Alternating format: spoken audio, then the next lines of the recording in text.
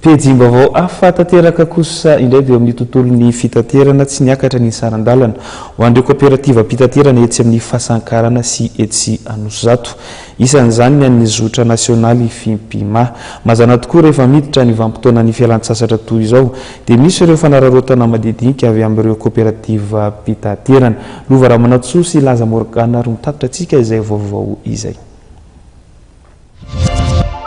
Raha toka manamarika ny vanim-potoana fialan-tsasatra toy izao ny fiakaran'ny sarandalana ho an'ireo mpitatitra dia tsy nampiatra an'izany fampiakarana sarandalana izany ireo kooperativa mpitaterana amin'ny sahana ny zotra nasionaly etsy amin'ny fahasankarana etsy Anosizato araka ny nambaran'ny Koko, tompon'andraikitra iray eo anivon'ny kooperativa Fimpima. Mbola mijanona 9,4 ohatra ny makany Fianarantsoa, raha toka 5,4 ny makany Ambalavao. Nasional zany amin'ny tena marina sy mazava dia izao no fandeha. Ny frais zany ny anay zany mbola mitazona le prix normal satria raha mahalala satria sahirana vahoaka ary mbola tsisy vinavinana izany nagneny fa na dia atao hoe ny tompony andraikitra teto teny anay na hoe ny tompony andraikitra amin'ny président na rehetrarehetra na tsy niteny taminay hoe ampiakariny frais fa mbola ny frais zany amin'izao dia mbola normal antsika miteny izao. Ohatra ny anazy zao nizotra sy andro zao Fianarantsoa Antananarivo zao 130 dia ny Ambalavao Fianarantsoa 125 dia mbola misy réduction foana zany amin'ilay asa.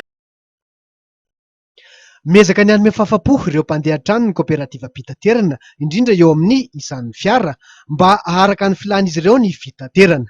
Tsy maintsy misy foana nefa ny indrikely. Nahita ampiakarana teo amin'ny 2,000 hatramin'ny 3,000 teo tokoa ny zotra makany Ambositra.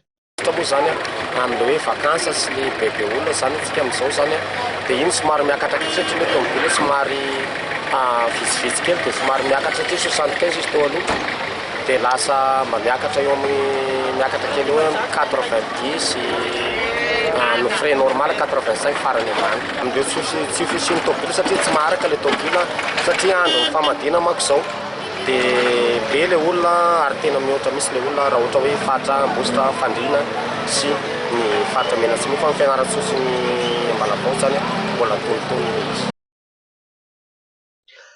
Araka ny nambaran'ny Koko hatrany dia nitombo hatramin'ny 900 teo eo ny tahan'ireo mpandeha noho ny firoborobon'ireo mpiala sasatra makany amin'ny faritra.